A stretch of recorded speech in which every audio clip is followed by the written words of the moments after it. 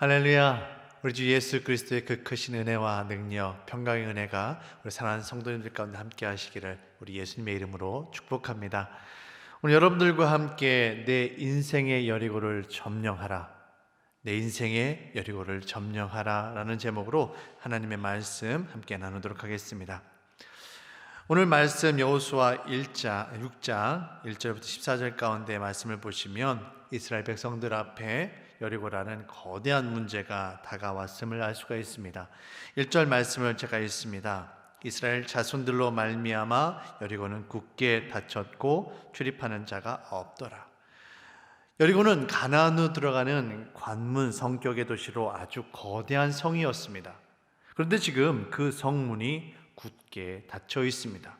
여리고를 점령하고 가나안 땅에 들어가야만 하나님께서 예비하신 그 축복을 마음껏 누릴 수 있는데 지금 여리고라는 거대한 성이 이스라엘 백성들의 앞을 막고 있습니다. 하지만 반대로 이스라엘 백성들의 모습은 군대라 말하기에 너무나도 부끄러운 모습입니다. 한마디로 오합지졸입니다. 애굽 노예 생활을 마치고 40년 광야 생활을 하면서 언제 군사 훈련을 했겠습니까? 언제 군사 무기를 준비했겠습니까? 아무것도 없습니다. 그러한 이스라엘 백성들 앞에 굳게 닫혀 있는 여리고 성은 무너뜨리는 것이 어렵다기보다는 차라리 불가능한 일인 것만 같습니다. 우리는 인생을 살면서 어려운 문제들을 만나게 됩니다. 어떠한 문제들은 우리가 마음만 먹으면 우리의 힘으로 얼마든지 해결할 수 있는 그런 것들입니다. 그리고 오히려 그 어려움들을 이겨냄으로 말미암아 우리가 더욱더 강해지고요, 단단해지는 그런 계기가 되어집니다. 하지만 때로 우리의 힘으로는 도저히 어떻게 할 수 없는 거대한 인생의 장애물들을 만나기도 합니다. 예를 들어 갑작스럽게 찾아오는 육신의 질병이라든지 뜻밖의 사고라든지 더 나아가 사랑하는 사람들의 죽음이라든지 우리의 문제는 우리의 힘으로는 도저히 어떻게 할 수 없는, 도저히 피할 수 없는 그러한 문제들입니다. 코로나19도 마찬가지입니다. 코로나19로 인해서 우리의 삶은 멈춰버린 것만 같고 무엇보다도 경제적으로 큰 어려움을 당하고 있는 사람들이 너무나도 많습니다. 몇 달 동안 애지중지 갖고 왔던 그 농산물들을 학교 급식이 중단된 관계로 판로가 막혀버리자 어쩔 수 없이 밭을 갈아엎어 버려야만 했던 그 농부의 심정을 우리는 어떻게 이해할 수 있겠습니까? 또 그와 같은 인생의 어려움들을 우리는 어떻게 이겨내야만 할까요? 이처럼 우리는 삶 속에 크고 작은 여리고라는 인생의 문제들을 만나게 됩니다. 그때마다 우리는 어떻게 인생의 여리고를 점령할 수 있을까요? 오늘 본문 가운데 나타나는 여호수아와 이스라엘 백성들의 모습을 통해서 함께 살펴보도록 하겠습니다. 첫째로 우리 인생의 여리고를 점령하기 위해 우리가 먼저 해야 할 것은 하나님을 예배하는 것입니다. 하나님께서는 하나님을 예배하는 은혜의 사람들을 통해 역사하십니다. 예수 그리스도 십자가 사랑을 뜨겁게 경험하고 하나님의 은혜가 무엇인지를 아는 사람만이 하나님의 능력을 경험하고 하나님께서 베푸시는 그 기적을 맛보게 됨을 여러분 믿으시길 바랍니다. 오늘 말씀 가운데 3절에서 5절 말씀입니다. 너희 모든 군사는 그 성을 둘러 성 주위를 매일 한 번씩 돌되 엿새 동안을 그리하라. 제사장 7은 7 양각 나팔을 잡고 언약궤 앞에서 나아갈 것이요 7째 날에는 그 성을 7번 돌며 그 제사장들은 나팔을 불 것이며 제사장들이 양각 나팔을 길게 불어 그 나팔 소리가 너희에게 들릴 때에는 백성은 다 큰 소리로 외쳐 부를 것이라. 그리하면 그 성벽이 무너져 내리리니 백성은 각기 앞으로 올라갈지니라 하시매. 여호와 하나님께서 여호수아에게 여리고와의 싸움이 영적 전쟁임을 말씀하시며 어떻게 승리할 것인지 말씀해 주고 계십니다. 그런데 그 내용이 뜻밖입니다. 상식적으로는 도저히 납득할 수 없는 것들입니다. 여러분 무엇입니까? 나팔을 불어라, 언약궤를 메고 앞장서라, 그리고 그 뒤를 따라 행진해라, 큰 소리로 외쳐라, 그러면 성벽이 무너져 내리고 승리하리라. 지금 성경이 묘사하고 있는 것은 군사적인 행군의 모습이 아닙니다. 오히려 제사의 모습을 갖춘 예배의 성격을 띤 종교적 행진입니다. 나팔을 부는 것은 여호와 하나님의 임재를 상징합니다. 언약궤는 하나님의 말씀을 의미합니다. 그 뒤를 따르며 행군하는 것은 하나님을 향한 신앙 고백을 의미하고 있습니다. 지금 이스라엘 백성들은 총칼을 앞장세워 싸우는 것이 아니라 하나님을 예배하고 있습니다. 신앙의 눈이 아니라 세상의 눈으로 보면 현 상황을 파악하는 것이 급선무일 수 있습니다. 문제의 원인을 찾는 것이 먼저일 수 있습니다. 이 문제를 어떻게 해결해야 하는지 그 방법을 찾는 것이 급할 수 있어요. 하지만 오늘 성경은 우리에게 아니랍니다. 예배가 먼저라고 분명하게 말하고 있습니다. 너희 앞에 여리고라는 문제가 있느냐? 너희는 그 문제를 바라보지 않고 너희와 함께하고 계시는 그 임마누엘의 주님, 나 여호와를 바라봐라. 나를 예배하라. 나를 인정하라. 내가 이 싸움의 주인이니라. 여호와 하나님께서는 총 7일 동안 여리고성을 돌게 하십니다. 7명의 제사장들이 7번 양각 나팔을 불게 하십니다. 그리고 제7일에는 모두 7번 성을 돌게 하십니다. 성경에는 이 7이라는 숫자가 완전수이며 동시에 하나님의 숫자입니다. 계속해서 이 7이라는 7이라는 숫자를 계속해서 강조하고 있는 것은 하나님을 통해서 완전한 구원이 이루어질 것임을 강조하고 있는 겁니다. 하나님을 통해 완전한 승리가 찾아갈 것이다. 그러니 다른 무엇이 아니라 오직 하나님만을 구하라. 하나님을 예배하라. 이것이 바로 오늘 성경을 통해 우리에게 주시는 하나님의 메시지임을 믿으시길 바랍니다. 지금 여러분의 인생길에 여리고가 가로막고 있습니까? 도저히 해결할 수 없는 것처럼 보이는 그런 일들이 우리의 인생길을 막고 있습니까? 그렇다면 하나님만 바라보시고 하나님만을 예배하시길 바랍니다. 하나님을 내 인생의 주인으로 인정하시길 바랍니다. 앞이 막혀 있을 때는, 앞뒤 사방팔방이 막혀 있을 때에는 그 문제를 바라보는 것이 아니라 위를 바라보아야만 합니다. 내가 처한 상황 가운데에 하나님이 함께하고 계심을 믿으시길 바랍니다. 우리의 힘이 아닙니다. 오직 하나님의 힘입니다. 그 힘과 능력이 어디에서 오는가? 바로 예배를 통해 우리에게 임하게 됨을 믿으시길 바랍니다. 어려운 때면 때일수록 더욱더 예배하기에 힘쓰시길 바랍니다. 오늘 요즘처럼 예배드리기 힘들 때에 우리의 인생에 있어서 우리 영적인 그 능력이, 영적인 힘이 얼마나 나약해지는지 모릅니다. 더욱더 예배를 사모하시길 바라고요, 하나님의 은혜를 사모하시길 바랍니다. 우리가 예배에 힘쓰며 하나님의 은혜를 사모할 때에 여호와 하나님을 향한 우리의 신앙 고백이 우리 안에 넘쳐날 때에 우리의 능력 가운데 하나님께서 부어주신 그 힘과 지혜와 능력으로 말미암아 우리 인생을 맡고 있는 여리고를 넉넉하게 이겨낼 수 있음을 믿으시길 바랍니다. 그 무엇보다도 하나님을 예배하기에 앞장서는 저와 여러분들 되어주시기를 우리 예수님의 이름으로 축복합니다. 두 번째로 우리 인생의 여리고를 점령하기 위해 우리가 해야 할 일은 바로 침묵하는 것입니다.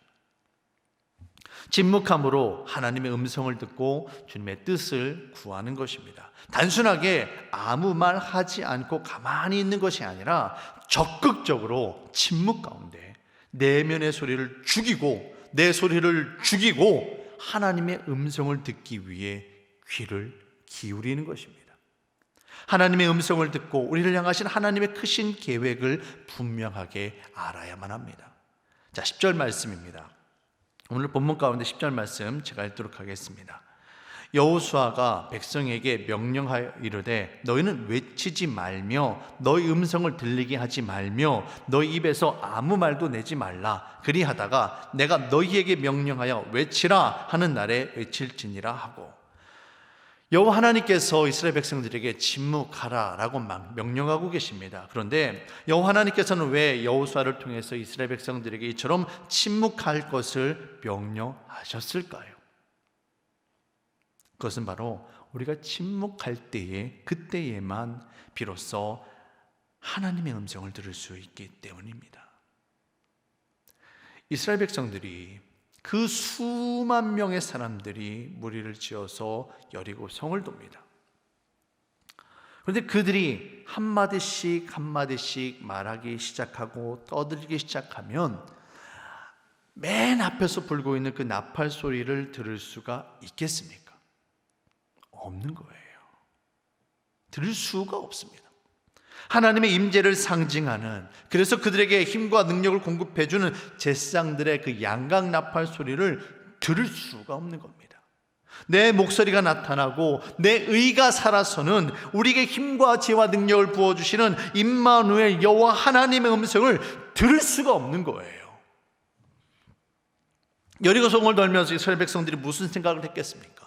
굳게 닫힌 그 성벽을 바라보면서 도저히 열릴 것 같지 않은 그 높고 굳게 닫혀있는 그 성문을 바라보면서 절망적인 생각들, 부정적인 생각들이 그들 마음 가운데 왜 들지를 않겠습니까? 그와 같은 인간적인 소리를 주고받으면서 절망 가운데 빠지지 않고 오직 여호와 하나님만을 바라보며 침묵 가운데 하나님께 집중하기를, 우리 인생을 인도하시는 하나님의 나팔 소리를 들으라고 성경은 우리에게 말하고 있는 겁니다. 우리 안에 자꾸만 일을 일으켜 나오려고 하는 그 부정적인 생각들을 내려놓고 침묵 가운데에 우리에게 말씀하시는 여호와 하나님의 소리에 집중하는 것입니다. 미국의 유명한 복음주의 설교자 A.W. 토저는 이렇게 말합니다. 그리스도인의 경건 훈련에서 가장 중요한 것은 침묵의 훈련이다. 왜냐하면 침묵을 배우지 않고서는 하나님의 음성을 들을 수가 없기 때문이다. 침묵해야만 하나님의 음성을 들을 수 있습니다. 우리는 하나님의 음성 듣기를 너무나도 소홀히 하고 있습니다. 우리의 간구만 쏟아내놓기에 급급할 뿐 하나님의 뜻이 무엇인지, 나를 향한 주님의 뜻이 무엇인지 들으려 하지 않습니다. 정말 어렵고 힘든 일일수록 조용히 침묵 가운데에 하나님의 음성에 귀 기울여야만 합니다. 그래야 우리의 방법이 아니라 하나님의 방법으로, 우리의 힘과 능력이 아니라 하나님의 능력으로 말미암아 이 문제를 뛰어넘을 수가 있는 것입니다. 홍해를 만난 이스라엘 백성들 앞에 모세를 통해 들려준 하나님의 음성이 무엇입니까? 하나님의 명령이 무엇입니까? 출애굽기 14장 13절 말씀입니다. 모세가 백성에게 이르되 너희는 두려워하지 말고 가만히 서서 여호와께서 오늘 너희를 위하여 행하시는 구원을 보라. 두려움 가운데 사로잡히지 말고 불평 불만 쏟아놓으면서 떠들지 말고 가만히 서서 여호와 하나님의 역사하심을 보라 라고 말하고 있습니다. 사람의 힘으로는 도저히 감당할 수 없는 일을 만났을 때에 불평하고 떠들고 염려하는 것은 도저히 도무지 아무것도 도움이 되지 않습니다. 조용한 가운데에 침묵해야만 나팔 소리를 통해 전해져 오는 하나님의 음성을 들을 수가 있습니다. 하나님의 음성을 들어야만 우리가 어떻게 해야 할지, 어디로 가야 할지 알 수가 있습니다. 인생의 어려움에 닥쳐올 때 우리를 혼란스럽게 만들고 우리로 하여금 실망하고 절망하고 낭망하게 만드는 그 주변의 소음들로부터 귀를 막고 오직 세미한 소리 가운데 말씀하시는 하나님의 음성을 들으시길 바랍니다. 우리를 향한 하나님의 음성이 들려올 때에 비로소 그때 우리 인생을 가로막고 있는 여리고는 무너지기 시작합니다. 하나님의 음성에 귀 기울이는 저와 여러분들이 되어주시기를 예수님의 이름으로 축원합니다. 세 번째로, 이것이 가장 중요합니다. 여리고라는 우리 인생의 문제를 뛰어넘기 위해 우리에게 필요한 것이 무엇인가? 그것은 바로 하나님의 명령에 순종하는 것입니다.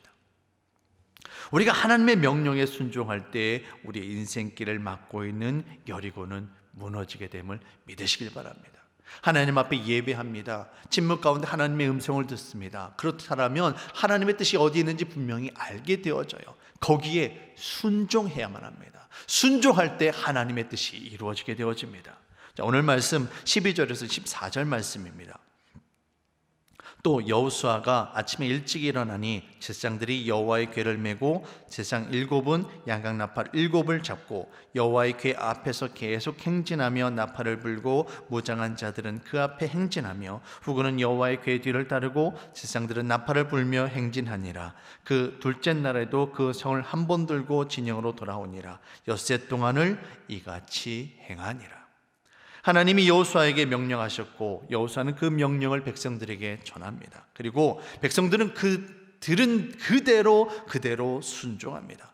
행진을 한 번 하고 그치는 것이 아니라 하나님이 지시한 대로 엿새 동안을 지나 7일 될 때까지 계속해서 반복합니다. 누구든지 한 번은 할 수 있습니다.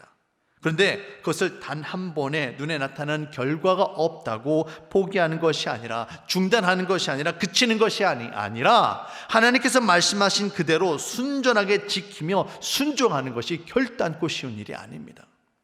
이스라엘 백성들이 여리고성을 넘어 승리할 수 있었던 것은 이와 같이 당장에 눈에 보이는 성과가 없지만 그럼에도 불구하고 하나님의 말씀에 순종하였기 때문임을 믿으시길 바랍니다. 막강한 전력이나 획기적인 전술이 아니라 말씀에 대한 절대적인 순종이 바로 승리의 열쇠임을 믿으시길 바랍니다.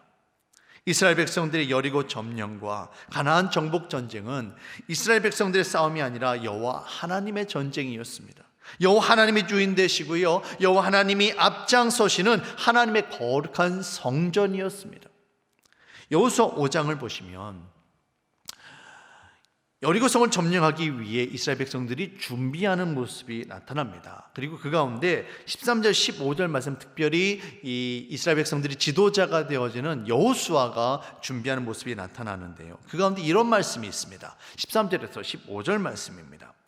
여호수아가 여리고에 가까이 이르렀을 때에 눈을 들어 본즉 한 사람이 칼을 빼어 손에 들고 마주 서 있는지라. 여호수아가 나아가서 그에게 묻되 너는 우리를 위하느냐 우리의 적을 위하느냐 하니 그가 이르되 아니라 나는 여호와의 군대 대장으로 지금 왔느니라 하는지라.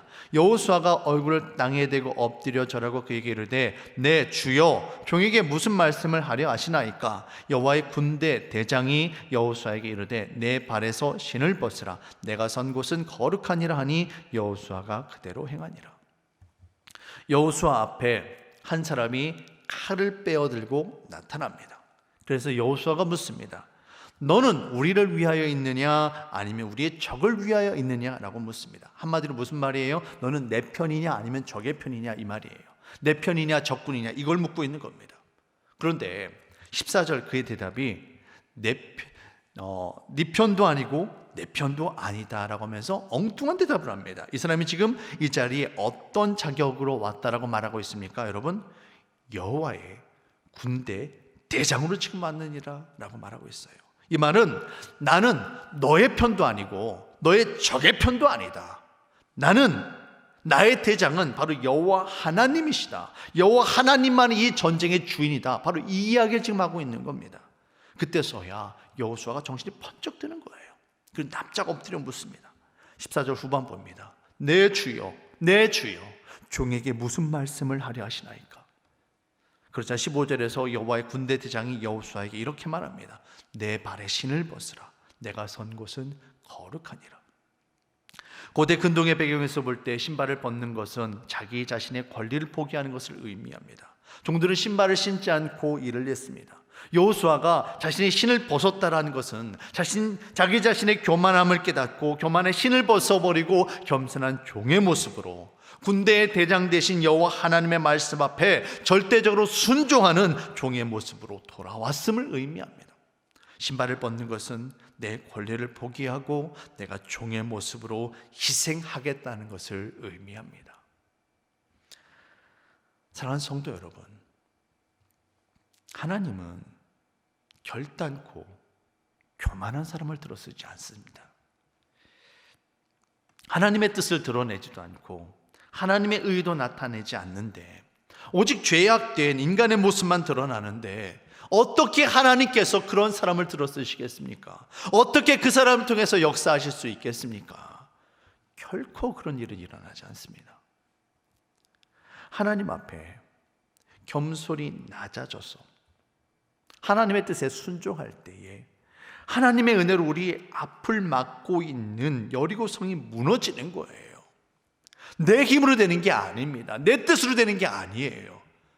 우리의 군대 대장 되시는 여호와 하나님의 은혜로 우리가 주님의 뜻에 순종하며 나아갈 때에 은혜로 이루어지는 겁니다. 우리 그리스도인들의 삶 가운데에 이와 같은 주님에 대한 순종의 모습이 반드시 있어야 하겠습니다. 당장 눈에 보이는 진리를 쫓아서 거룩함을 잃어버린다든지 믿음으로 끝까지 인내하지 못하고 세상 풍파에 끌려다녀서는 결코 승리할 수가 없습니다. 우리가 주님을 향해 믿는다라고 고백하는 것은 우리의 심장, 우리의 생명을 바쳐 순종하겠다는 의미가 바로 여기에 담겨 있습니다. 우리 예수님께서는 십자가 달려 죽기까지 하나님의 뜻에 순종하심으로 말미암아 당신의 사명을 성취하셨고 최후 승리를 이루셨습니다. 우리에게 필요한 것은 다른 무엇이 아닙니다. 바로 순종입니다. 오직 하나님만을 주인 삼고 하나님의 뜻에 순종하며 살아가는 저와 여러분들 되어주시기를 예수님의 이름으로 축복합니다. 어떤 사람이 조그만 오두막집에서 잠을 자고 있었습니다. 그때 방 안 가득히 밝은 빛이 가득 차더니 하나님께서 나타나셨습니다. 그리고 주님께서는 그 사람에게 할 일이 있다라고 말씀하시며 집 밖에 있는 커다란 바위를 가리키고 그 바위를 전력을 다해 밀라라고 말씀하셨습니다. 그 사람은 매일같이 하나님께서 시키신 대로 했습니다. 오랜 세월 동안 동이 터서 해가 저물 때까지 그 차갑고 그 커다란 바위에 어깨를 대고 온 힘을 다해 밀고 또 미는 그 고달픈 일을 계속했습니다. 그러나 바위는 꿈쩍도 하지 않았습니다. 매일 밤 녹초가 되고 기진맥진하여 오두막에 돌아와서는 오늘도 허송세월했구나 하며 자신의 신세를 한탄했습니다. 계속되는 실패 가운데에 낙심하는 그의 마음을 본 사탄은 지친 마음 속에 다른 생각을 심어주었습니다. 오랜 동안 바위를 밀었지만 조금도 움직이지 않았어. 왜 이러한 일에 목숨을 거는 거야? 너는 결코 이 바위를 움직일 수 없을 거야. 남자는 그 일이 불가능한 일이라고, 자신은 성공하지 못할 것이다 라고 생각을 하게 되었습니다. 이런 생각은 그를 더욱더 낙심하게 만들었고 더욱더 맥빠지게 만들었습니다. 그렇게 하루하루가 또 지나갔습니다. 시간이 지나면 지날수록 자신의 처지가 이해가 되질 않습니다. 쓸데없고 무의미한 일에 자신의 인생을 낭비하는 것 같아 조바심 나고 답답해서 도저히 참을 수가 없습니다. 그래서 하나님께 따지듯이 이렇게 물었습니다. 하나님, 저는 당신께서 분부하신 것을 행하기 위해 모든 힘을 다해 오랫동안 수고했습니다. 그런데 그렇게 했음에도 불구하고 이 바위는 단 1cm도 움직이질 않았습니다. 도대체 뭐가 잘못된 겁니까? 제가 실패한 이유가 도대체 무엇입니까? 주님께서는 이러한 그를 불쌍히 여기시며 이렇게 대답하셨습니다.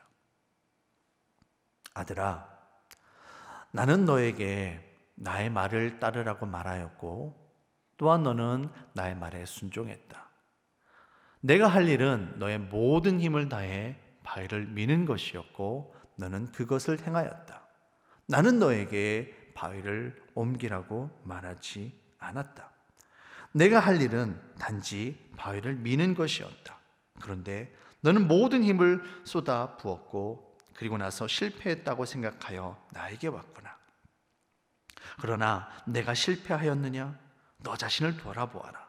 내 팔은 근육으로 뭉쳐 강해졌고 내 등은 구릿빛으로 건장하게 되었다. 내 손은 바위를 밀침으로 인해 못이 박히게 되었다. 너의 다리는 굵고 튼튼하게 바뀌었단다. 도전에 대한 응전을 통하여 너는 크게 성장하였고 너의 능력은 이전보다 훨씬 커졌다. 사실 바위를 움직이는 것은 너의 일이 아니다. 너의 소명은 순종하는 것이며 나의 지혜에 대한 너의 믿음과 신뢰를 보여주기 위해 바위를 미는 것이었다. 너는 이 일을 행하였다.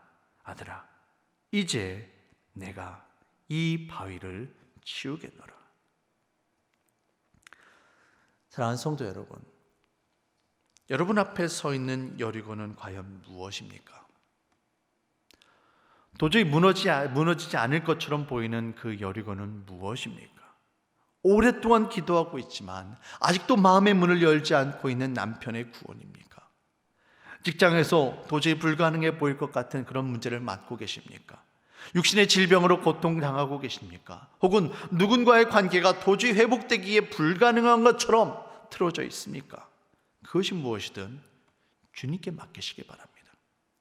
주님을 예배하심으로 이 모든 것이 바로 주님의 손에 달려 있음을 고백하시길 바랍니다. 주님을 예배하심으로 내 인생의 주인이 바로 하나님이시며 이 문제 또한 하나님께 달려 있음을 고백하시길 바랍니다. 그리고 기도하는 것 가운데에 조용히 주님의 음성을 들으시길 바랍니다. 주님의 뜻을 구하세요. 그리고 하나님의 말씀 앞에 순종하시기 바랍니다. 그리하면 보혜사 성령 하나님께서 우리를 돕기 시작하십니다. 히브리서 4장 15절 16절 말씀입니다. 우리에게 있는 대제사장은 우리의 연약함을 동정하지 못하실 리가 아니요 모든 일에 우리와 똑같이 시험을 받으신 이로되 죄는 없으시니라. 그러므로 우리는 궁일하심을 받고 때를 따라 돕는 은혜를 얻기 위하여 은혜의 보좌 앞에 담대히 나아갈 것이니라. 우리를 긍휼히 여기시고 우리를 불쌍히 여기시는 그 하나님 앞에 하나님의 은혜를 구하며 담대히 은혜의 보좌 앞에 나아가는 겁니다. 하나님 앞에 하나님의 은혜를 구하는 거예요. 그러면 우리 안에 계신 성령님께서 말할 수 없는 탄식으로 우리를 위해 기도하시며 우리의 삶 가운데 하나님의 능력을 나타내시고 하나님께서 역사하게 시작하심을 믿으시길 바랍니다. 이 시간 조용히 눈을 감습니다. 그리고 여러분의 앞을 가로막고 있는 여리고의 그 문제를 떠올립니다. 그리고 이 일에 담겨있는 하나님의 뜻이 무엇인지, 이것을 해결하기 위해 내가 순종해야 할 것은 무엇인지 주님의 음성을 듣습니다. 그리고 마지막으로 주님의 뜻에 순종할 수 있는 그 힘을 달라고 성령 하나님께 기도하시길 바랍니다. 이처럼 주님 앞에 모든 것을 맡기며 나아갈 때에 우리 인생을 가로막고 있는 여리고는 반드시 무너집니다. 오늘도 주님과 함께 인생의 여리고를 점령하는 저와 여러분들 되어주시기를 예수님의 이름으로 축복합니다. 기도하겠습니다.